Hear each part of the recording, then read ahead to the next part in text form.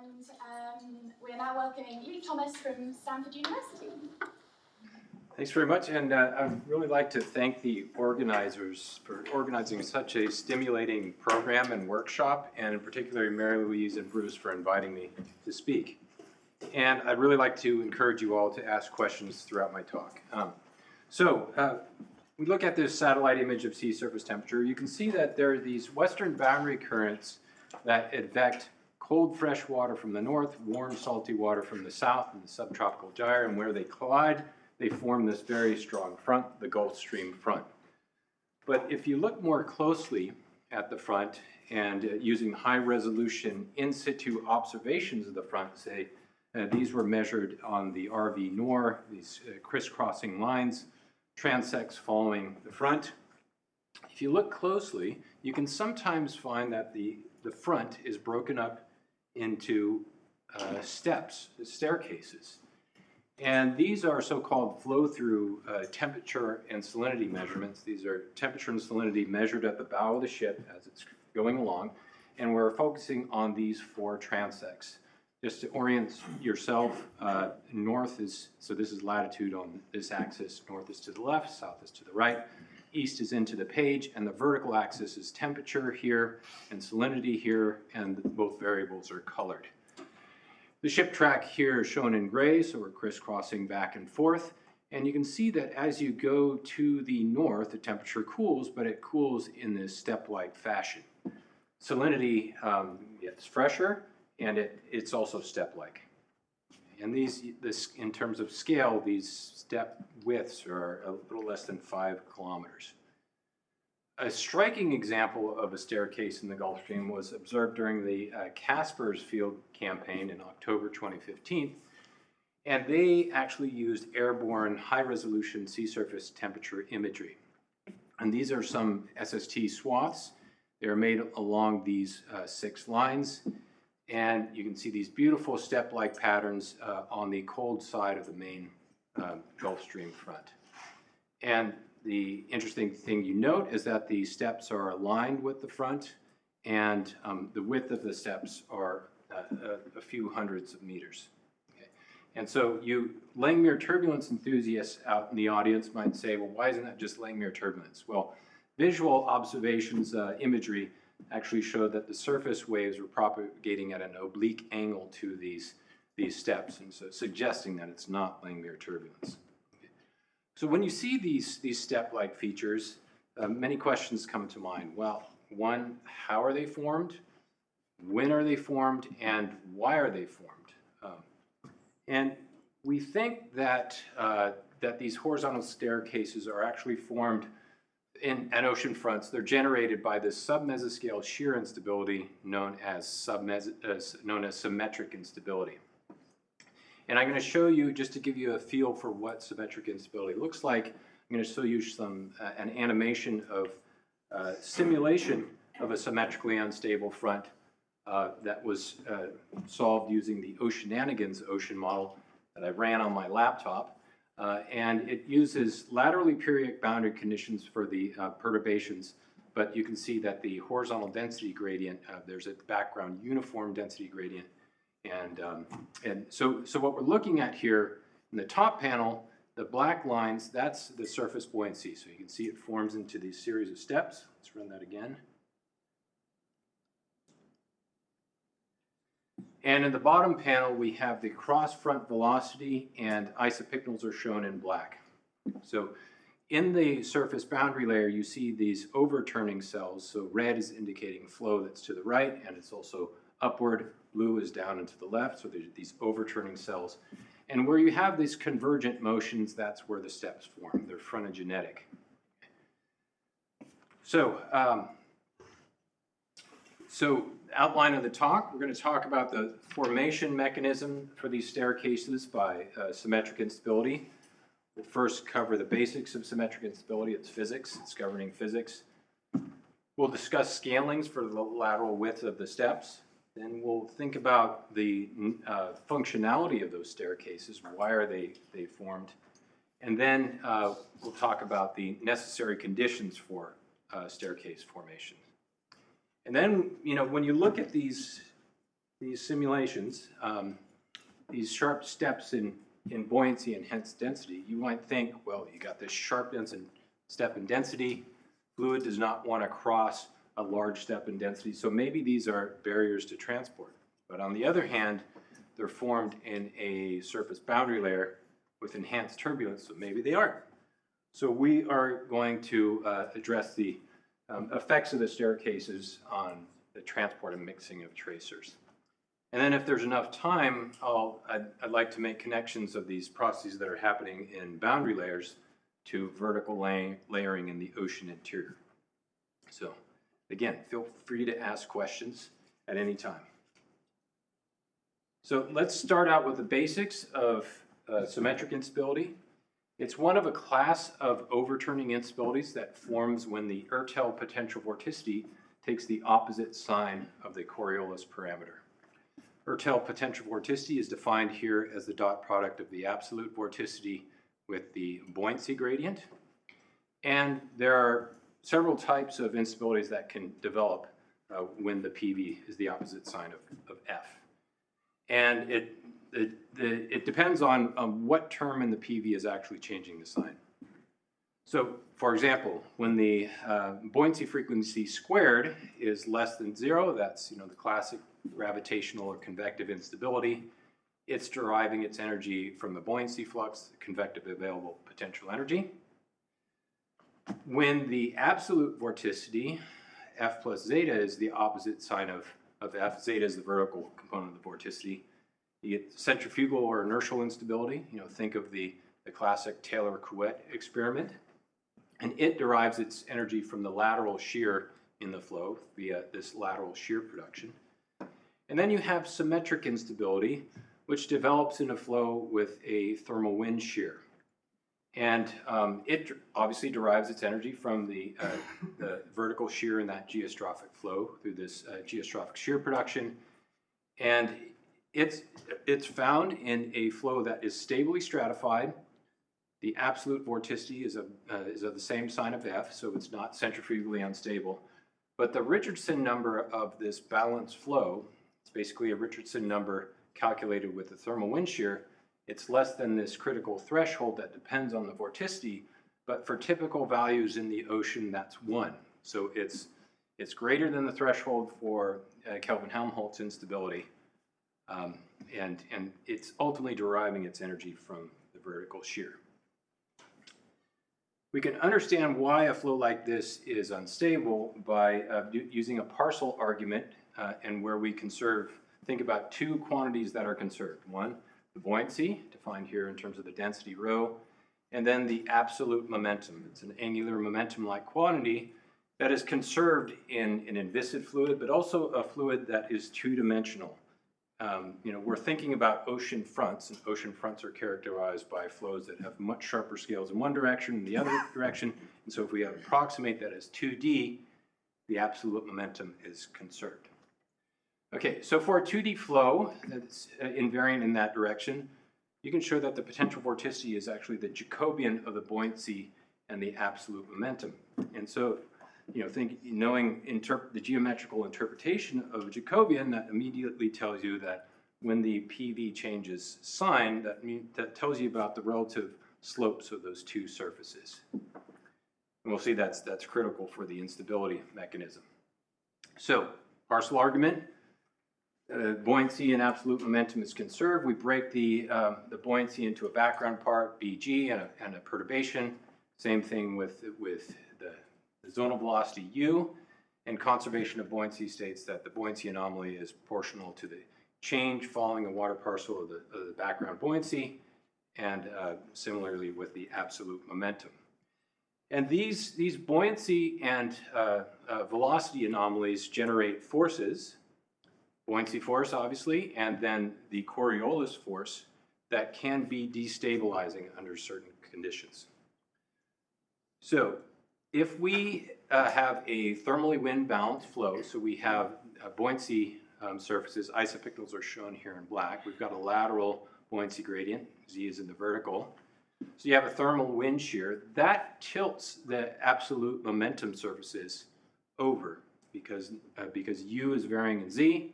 So we have a tilted M surfaces. Isopickles are tilted, and if you have the strong enough thermal wind shear, M surfaces can be flatter than isopickles. So in this situation, if we take a fluid parcel and we move it along a buoyancy surface, there's no buoyancy anomaly because it's moving along a density surface, but it does acquire a velocity anomaly. And you can see that as you move upwards, it's going into a region with higher absolute momentum, so that parcel has to acquire a velocity anomaly that's negative, that's into the page. A velocity that's into the page will have a Coriolis force, in this case to the right, or northern hemisphere. And you can see that force is accelerating that fluid parcel away from its original location. It's destabilizing. So this is just a parcel argument. You can do a similar calculation you're doing a formal linear stability analysis.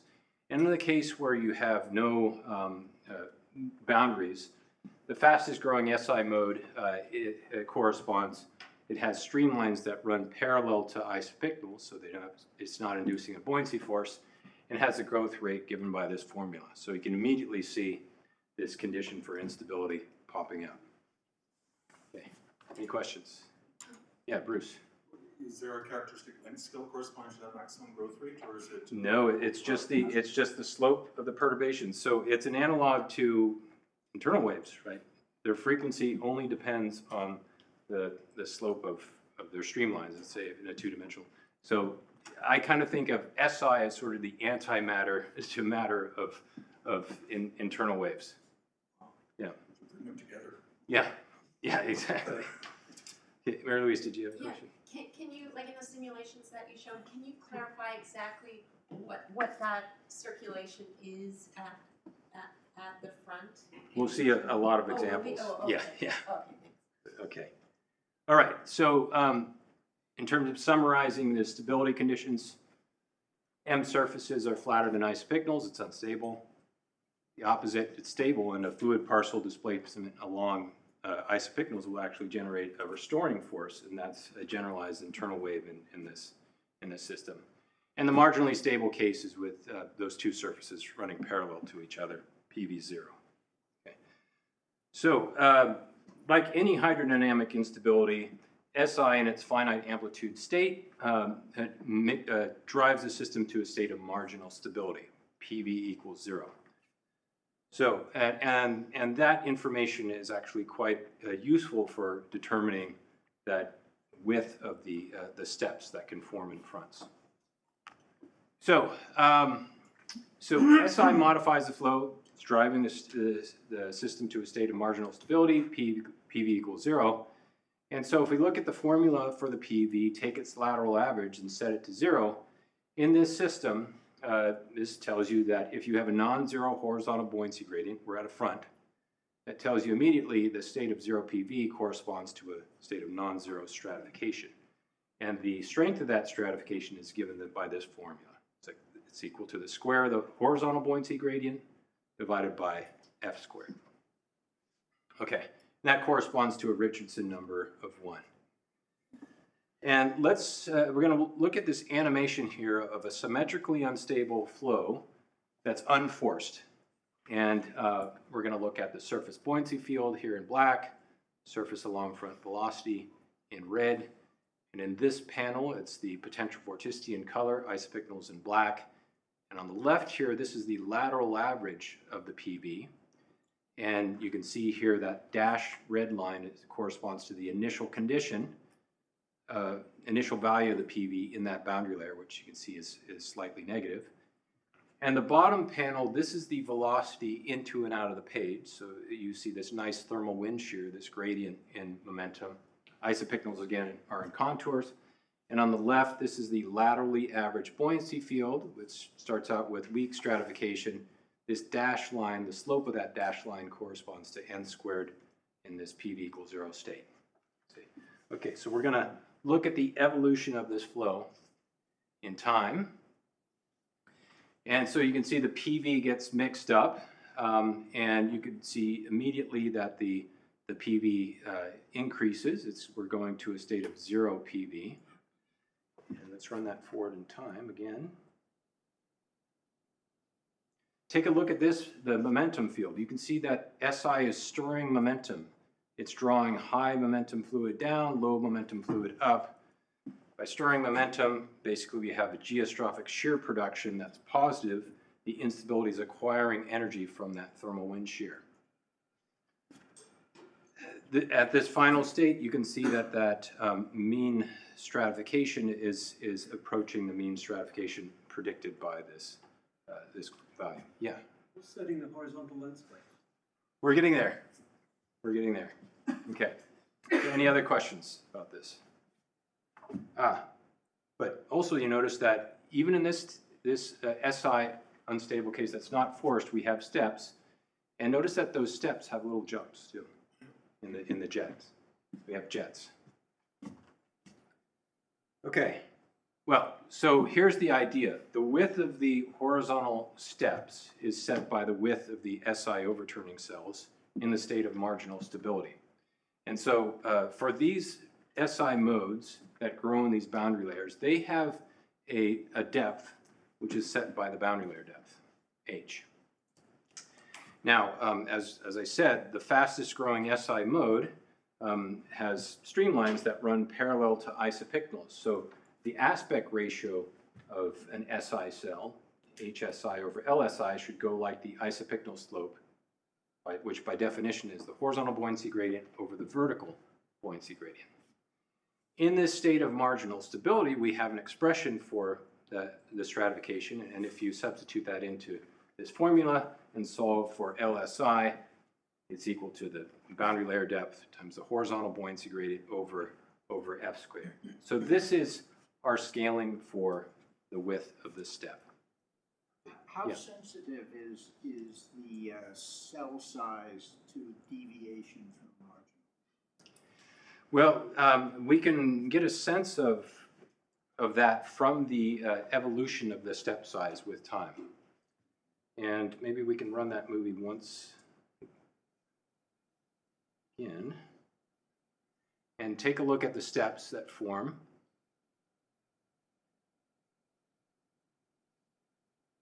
And you should be able to see that they're expanding in time. And that's because the fluid is stratifying, isopycnal slope is getting lower, and that, I think, to leading order, that's what's setting the step size. The SI cells are expanding because the stratification is getting stronger. The question is something, though, like the sensitivity, right? Yeah. It gets to the question of how near is near. If it's very sensitive Right. to the margin, then Yeah. you're Right. in the soup. Yeah, good point.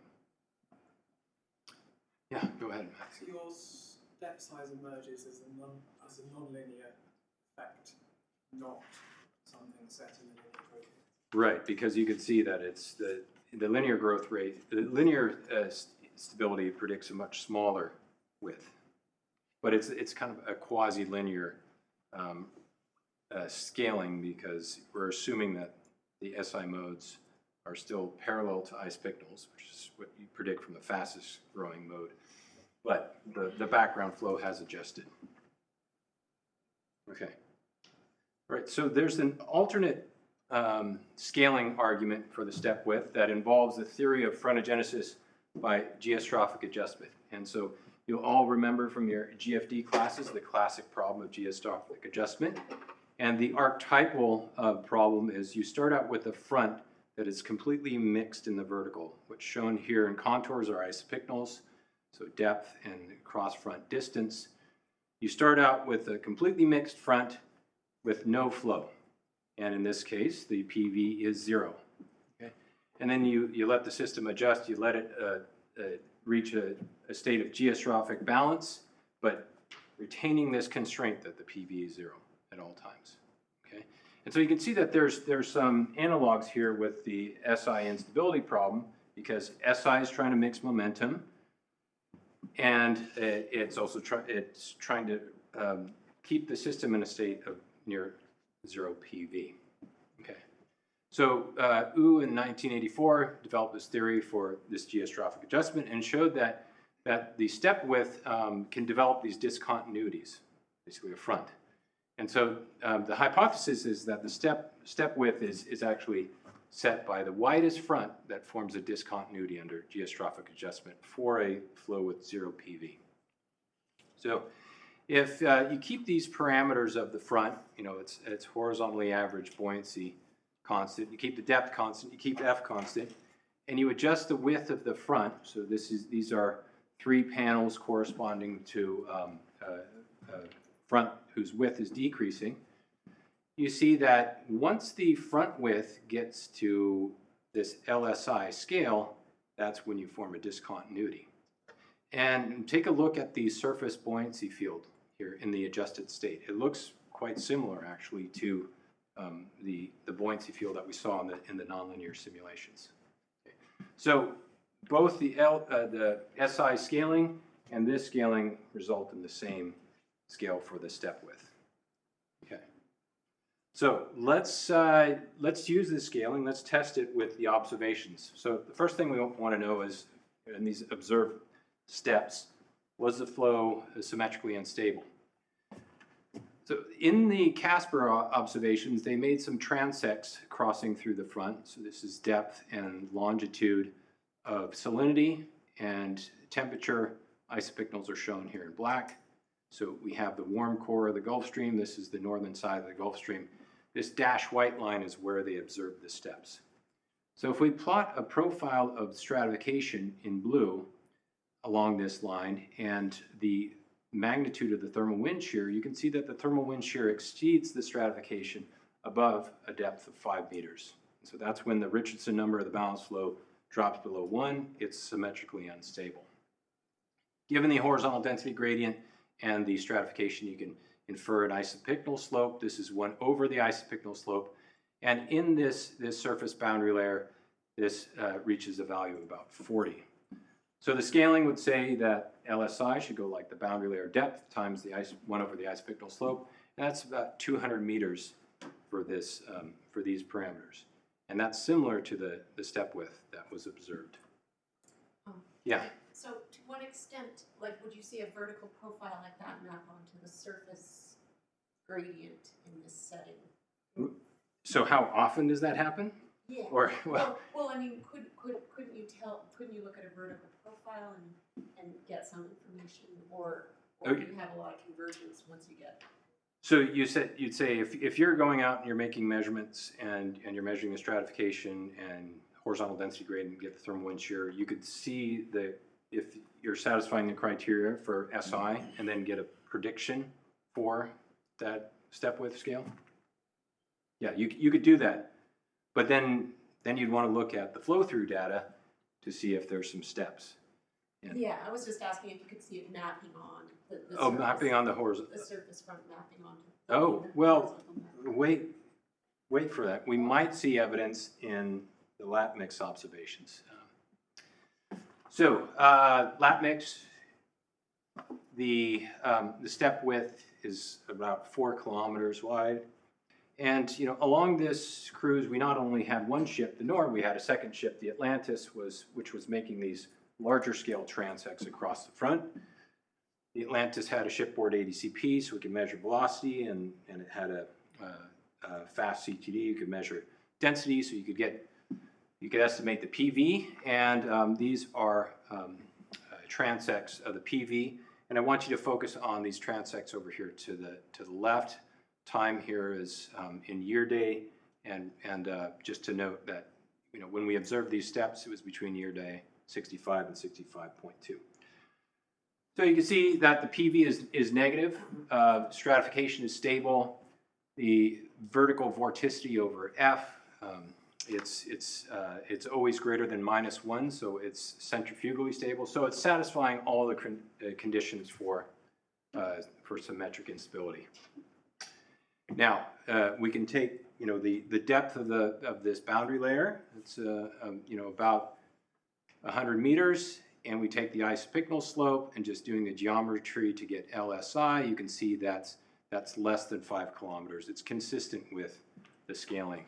It's consistent with the observed step width.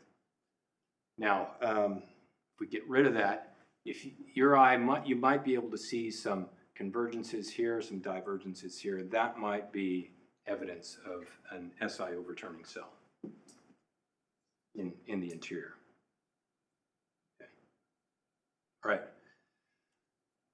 So, well, when you see observations like this of negative potential vorticity in the boundary layer, that immediately tells you that there must have been some non-conservative process which reduced the PV there. And surface atmospheric forcing can reduce the PV. And to determine which type of atmospheric forcing can reduce the PV, we want to look at the flux form of the PV equation, which tells you that rates of change of PV are given by convergences of a PV flux, which has three components, an advective component and two so-called non-advective components, which depend on frictional forces F and diabatic processes D, where D is basically everything on the right-hand side of the buoyancy equation. So we're thinking about a boundary layer in the upper ocean. What's really important is the vertical component of the PV flux at the surface. And if it's positive, that would extract PV from the system and lower the PV. These vertical components of the PV flux, the diabatic term depends on the absolute vorticity. The frictional term depends on the horizontal buoyancy gradient in F. So at fronts, this is particularly important. And if you have a buoyancy loss at the surface, say driven by cooling or evaporation, that's going to reduce the buoyancy and lead to a negative D, which would give you a positive diabatic PV flux. If you have positive absolute vorticity, that can reduce the PV, not surprisingly. But also, when a wind is blowing in the direction of the front, and you say the wind is in the direction of the frictional force, that gives you an upward frictional PV flux, and that can reduce the PV. Okay, so this type of atmospheric forcing at a front can drive symmetric instability, and as I said, symmetric instability is always trying to drive the system to a state of marginal stability. And so if you have destabilizing forcing, SI should drive an advective PV flux that is essentially bringing up high PV from the picnic line to try to counteract the reduction in the PV driven by these non-conservative processes. And so this can give us a hint as to why the steps form. What is their functionality? And I'm going to illustrate that here with these simulations. So again, we're looking at the surface buoyancy field, the long front velocity. And in this simulation, we're actually forcing it with a down front wind, which will reduce the PV.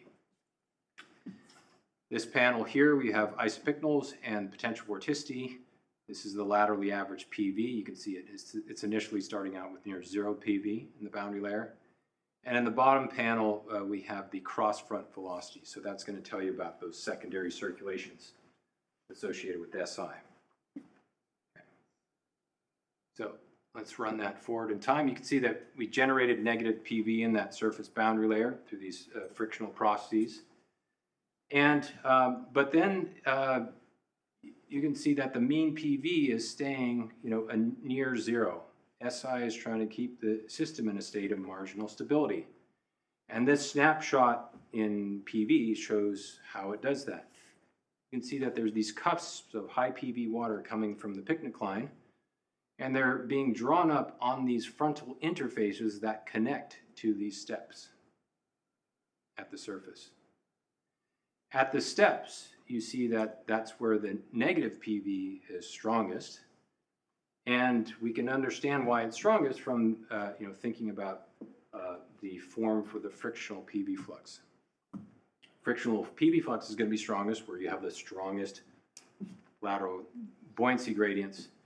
And so the steps are structured in such a way as to create this frontal interface that connects the high PV being drawn up from the interior and the low PV being created at the boundary.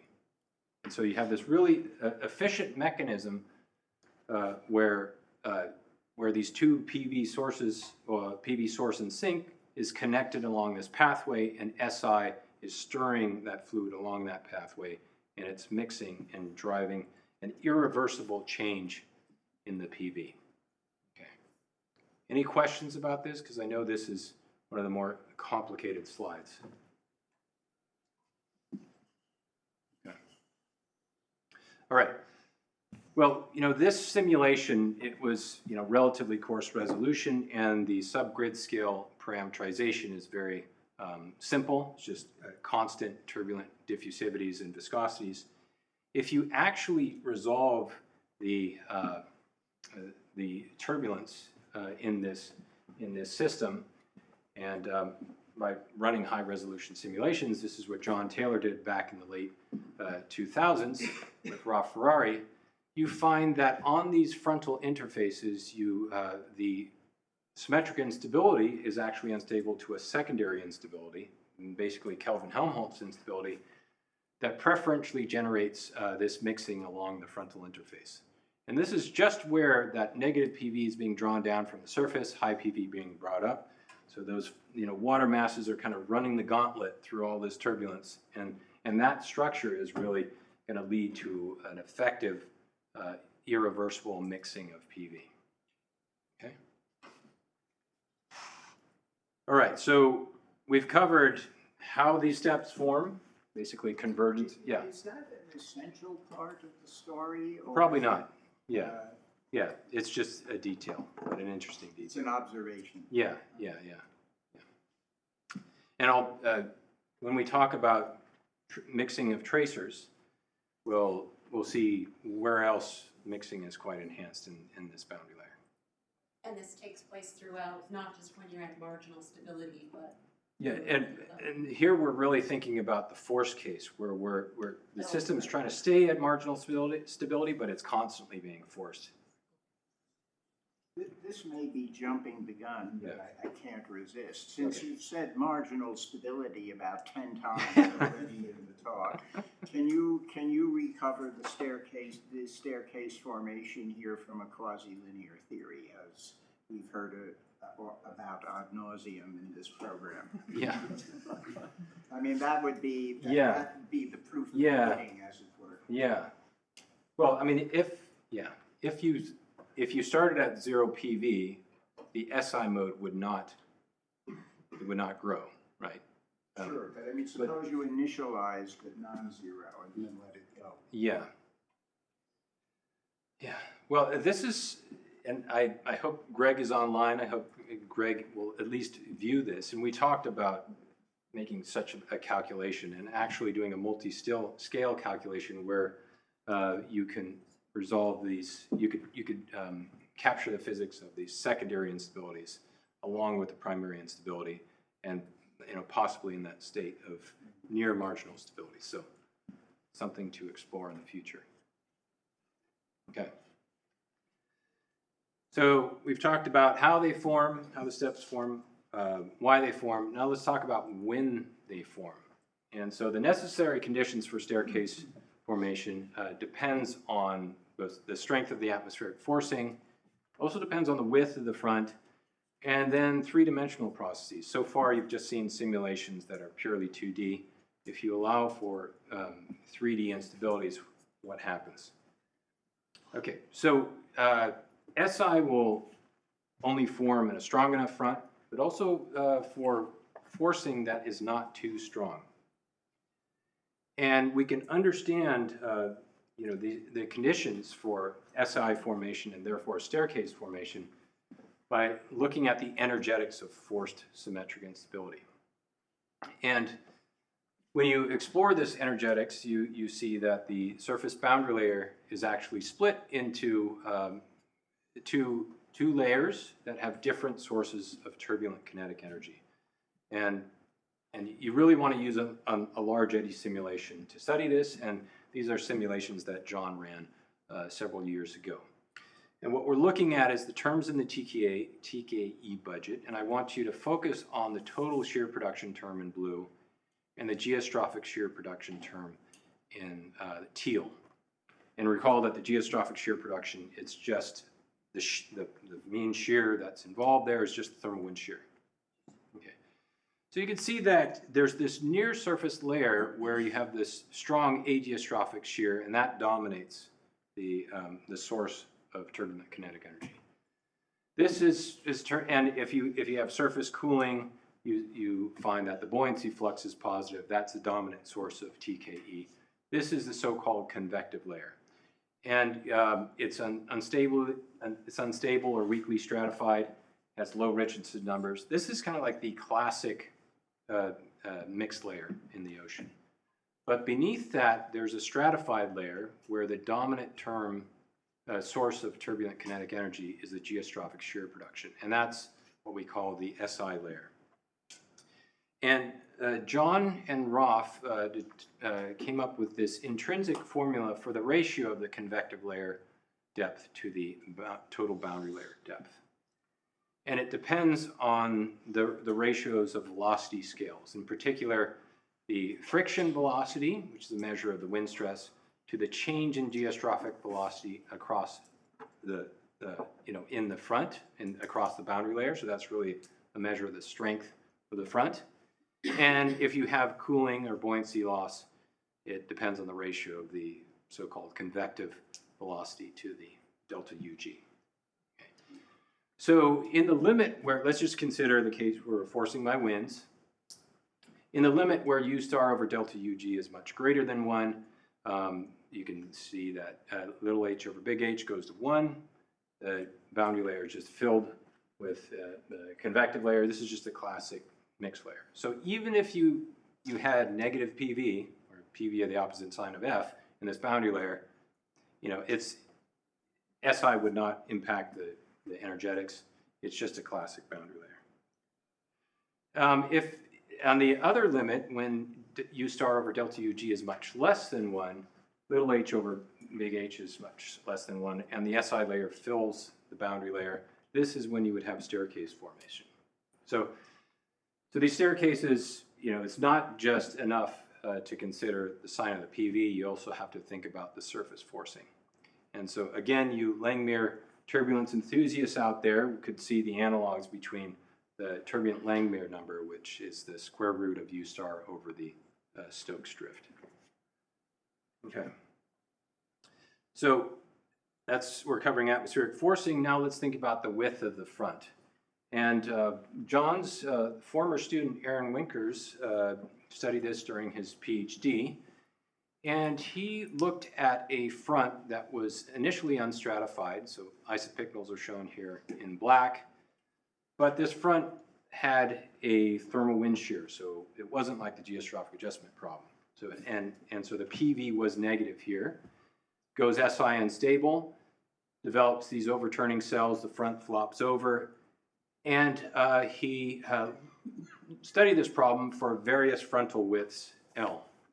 And what we're looking at here over in the left is the Hoover-Miller diagram of cross-front distance x, function of time, of the buoyancy gradient, the horizontal buoyancy gradient at the bottom of the domain. And so when you see these peaks in the buoyancy gradient, that's one of these steps in density. So the staircase is formed in this case.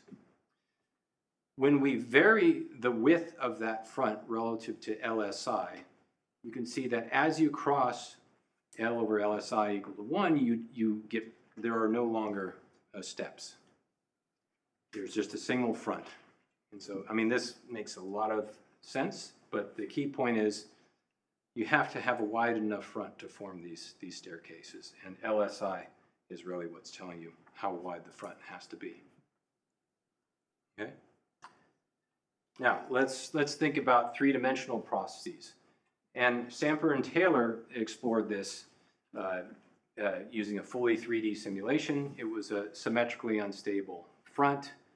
In terms of the parameters, LSI is 500 meters, and they let the system evolve over time. And what we're looking at, these panels are snapshots of the surface buoyancy field. And so time is increasing to the right and then down. And the Richardson number of the balance flow in the system as a function of time is shown here in this red line. And you can see the Richardson number increases, it's stratifying. And at this point, a little before 100 hours, that's when we've reached marginal stability. And if we look at the density field, well, the buoyancy field, you can see that there are these steps that are about 500 meters wide. Okay, so that's, and this really clearly shows how that the step width increases with time as the flow is restratifying. Okay, but beyond this point, the PV is 0. It's no longer unstable to symmetric instability, but it is unstable to baroclinic instability. And that takes off. It creates these vortices that basically sweep in the steps. And you no longer have this clean step structure.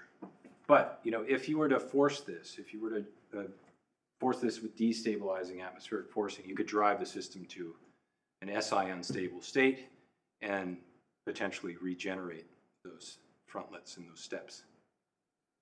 Okay. So we've covered the how, the why, and the when. Now we're going to answer the question of, are these fronts transport barriers or blenders? So to do that, I ran these simulations again on my laptop. One of my goals for my sabbatical here was to learn Oceananigans and Julia, and so I had fun playing around with these simulations.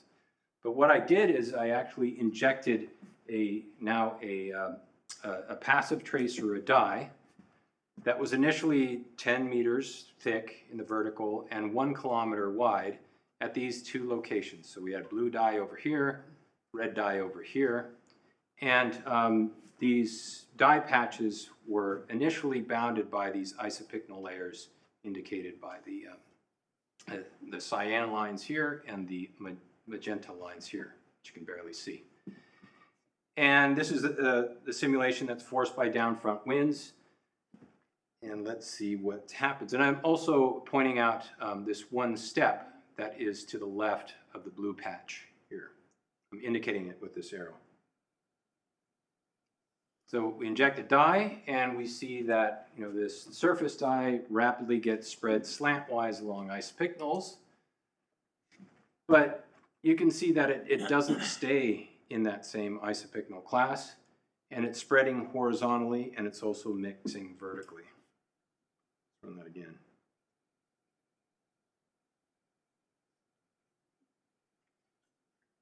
And if you followed that step, you can see that the step just zipped to the right, whereas the dye went to the left. So completely ignored the step in density, indicating the steps are not transport barriers.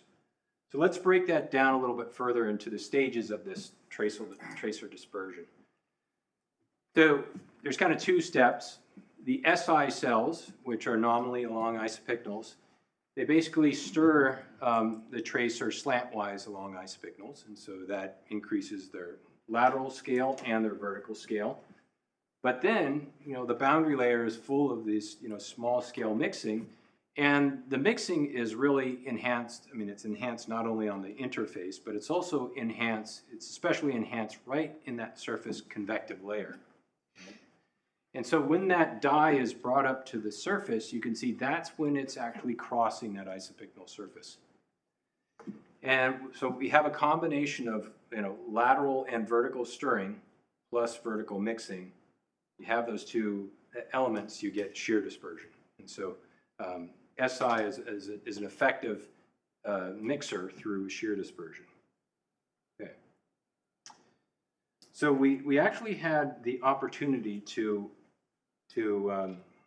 test these ideas out in the field during that LatMix 2012 field campaign. And the field campaign was organized around these Lagrangian drifts, where we threw one of Eric DeSaro's Lagrangian floats into the north wall of the Gulf Stream and tracked it with the 2 ships. And this Lagrangian float's an amazing instrument. It's designed to be nearly neutrally buoyant, and it has this skirt which acts like it's a drag element, and so it can track nearly the 3-dimensional motion of fluid almost identically. And so you can get the strength of the boundary layer turbulence, but it also provides a really nice Lagrangian platform for you to follow. And we were tracking it acoustically. Miles Sundermeyer released fluorescein dye next to the float. So if we knew where the float was, and they're both Lagrangian, we could know where the dye is. And we had fluorometers on the instruments that were being towed behind the ship, so we could measure the dye. what's shown here in the arrows are the winds. And so you can see that the winds at this period of time, they were in the down front direction. So we have the necessary conditions for generating SI, and you've seen these plots before.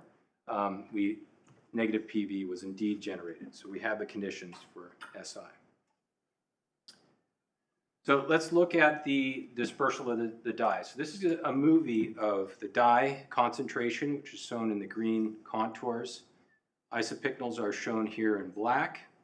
Salinity is shown in color, so we're moving from the fresher subpolar waters to the saltier subtropical waters. The position of the float is shown here in the circle, the wind stress time series in the bottom, and then the position of the ship. Oops. Press play, don't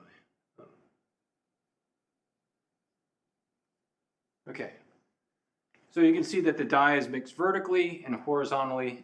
It mixes about 5 kilometers in half a day, which is quite large, quite fast. So to understand the physics behind what is driving that dispersal, John ran a large eddy simulation that was using parameters representative of the observations. It had an initial stratification that was based off the observations. It was forced by the observed winds and atmospheric forcing, and it had a horizontal density gradient that was taken from the Gulf Stream.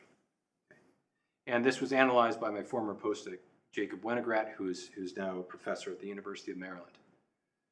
So we're going to look at an animation of the concentration of the dye that was released in this simulation. Started out with this nice little Gaussian patch, and isopycnals are shown here in white. The time series of the wind is in blue. If we run that forward in time, you can see that the dye gets sheared out in the vertical along isopycnals. That's SI plus some inertial oscillations. But then as the winds really ramp up, you can see that the dye gets mixed in the vertical. And obviously it's periodic boundary conditions for the perturbation. And so you can see that the dye patch is expanded both horizontally and vertically quite rapidly. And time was clicking by in days up there. So if we break down the stages of dispersion, similar to what we did in the idealized simulations, you can see that you have this slantwise shearing motion followed by vertical mixing and expansion. If we contrast that to the observed dye patterns around the same time, you see a similar behavior. And the other thing I forgot to mention is that John ran a control run where he ran an LES with the same forcing, same initial stratification, but no front, and put it in dye. And this is what the dye does. You can see it only mixes a couple of kilometers in this time. So the presence of the front, the presence of symmetric instability really leads to a more effective lateral mixing through this shear dispersion mechanism. So we've covered this mechanism. This is a schematic illustrating that. And this work is published in PNAS. Okay, but from the dye, we can actually infer a lateral diffusivity by looking at the horizontal variance of the dye distribution and looking at its rate of change. So we're going to contrast these two simulations, simulation with the front and no front. So that's the blue line here and the orange line there. And from the slope, you can pull out a diffusivity. With the front, you get diffusivities of order of 100 meters squared per second, and which are obviously much larger than what you would get without a front. Okay? So we can actually see evidence of this enhanced lateral mixing in the natural tracers in the Gulf Stream. I'm showing a couple here.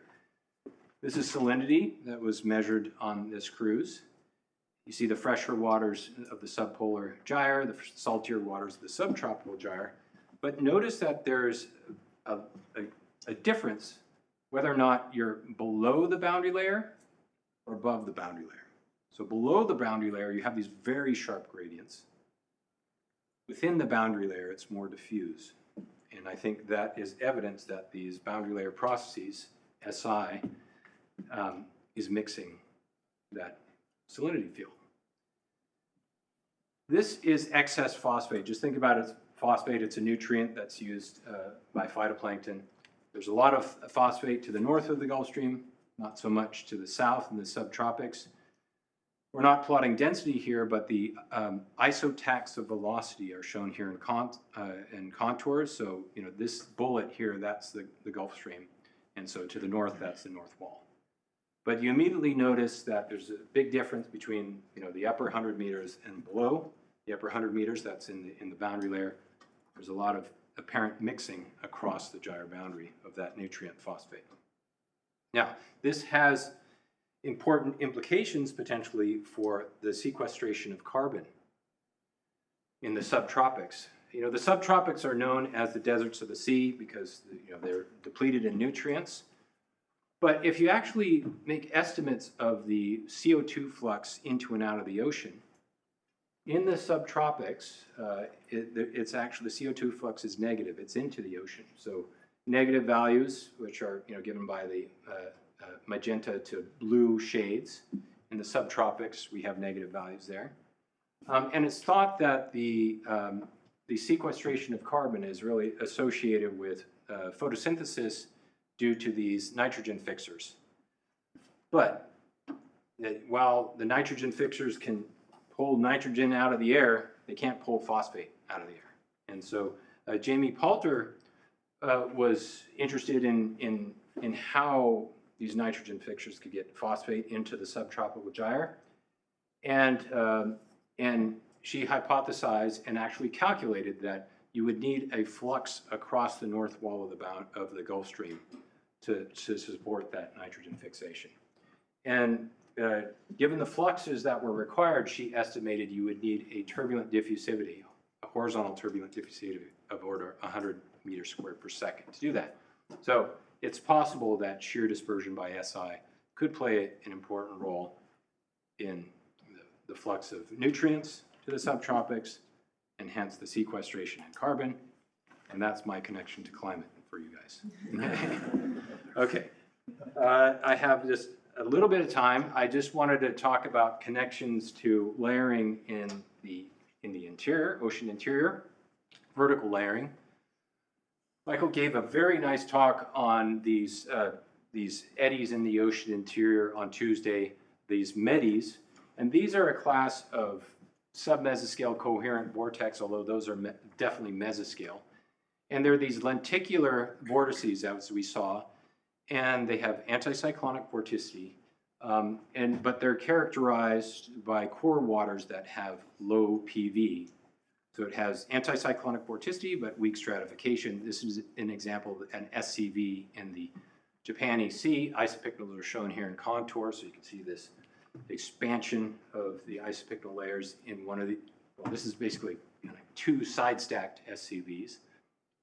And, when you see this low PV in these SCVs, one of the ways that can form is just through subduction of low PV waters from the surface, that low PV having been generated by these non-conservative processes, cooling or frictional forces, that when subducted down along an isopycnal can form one of these vortices.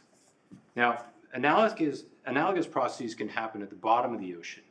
If you have a current that's moving in the direction of Kelvin wave propagation, it will set up a frictional PV flux that's removing PV from the ocean. It can create these low PV layers. And as shown in this animation, which is showing a dye that's tagging those low PV waters in the boundary layer, as the flow goes unstable and develops these eddies, it forms into these lenticular UFO-like shape blobs of dye, which are basically tagging that low PV water that forms these layers and develops these coherent structures. So, lesson to be learned, when you see these vertical layers in the ocean interior, that could be formed through a non-local process like this. And so look to the boundaries. All right. So I'm going to put my conclusions up here. I'm not going to read them because I'd like to leave this time for questions. Okay.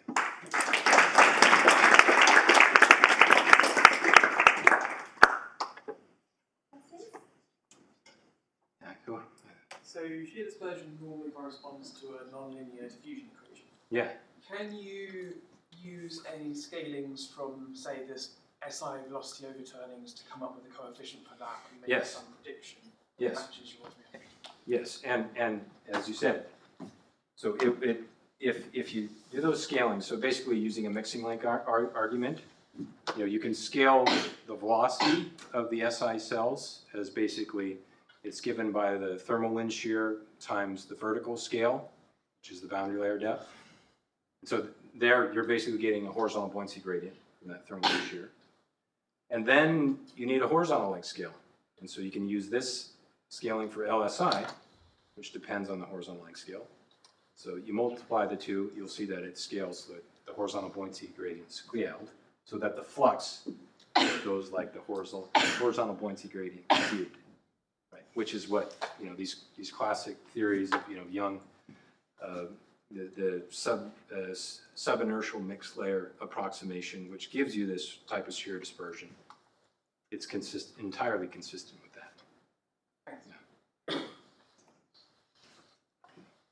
Connecting your first bit with the eddy that you showed at the end.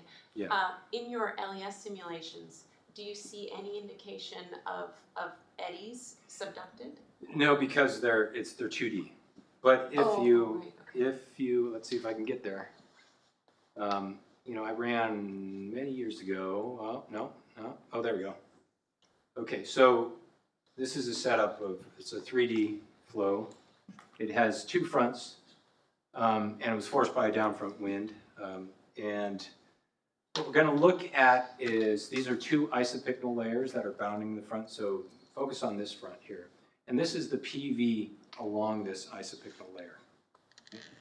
And if we let that evolve in time, and this can go unstable to baroclinic instability, you can see that low PV that was formed in that surface boundary layer, as those eddies develop, they get subducted, and it forms into these coherent vortices. So we might expect that with SI layers as well. Once, if baroclinic instability can develop, sort of a later stage, it would subduct those low PV water masses. And let's see, do I have, there's a cross section through one of these eddies. So it's a nice classic SCV. John. Can you go back to in the airborne SST image from your paper with that? The conclusion slide is fine. Okay. That's unfortunately distorted because I fit it into the slide. That's fine. But it looks like the temperature overshoots. Yeah. Maybe it's an optical illusion. But yeah. Does that happen? And so do you know why? Well, I saw that in the simulations here, my 2D simulations. If I can get there. Yeah, we can see that here. You see how the buoyancy is overshooting? And I was dismissing that as a dispersive error in the advection scheme, but maybe it's real. Well, obviously in the real ocean it's real, but you wonder if it could be potentially compensated by salinity. That maybe the buoyancy is a step, but the temperature is. One more question? I had a question. Yeah. So you have a lot of criteria for whether symmetric instability forms. You gave kind of several of these. Do we have enough kind of oceanographic data, so like atmospheric forcing data, stratification data, to make some estimates of like how common this is? Yeah. People are trying to do that using ocean state estimates to get a global map of, one metric is another reason why we might care about SI apart from just lateral dispersal of tracers is because it's a sink of kinetic energy for the ocean circulation. And so there's a lot of interest in trying to quantify how big of a sink of kinetic energy that is across the world's oceans. So people have used these state estimates to determine where the flow might be unstable to symmetric instability. And then using some parameterizations that we've developed, what's the rate of change of energy extraction to quantify the net dissipation rate. So people have done that, but you're always at the mercy of the what flows you can actually resolve. Thank you. Thanks.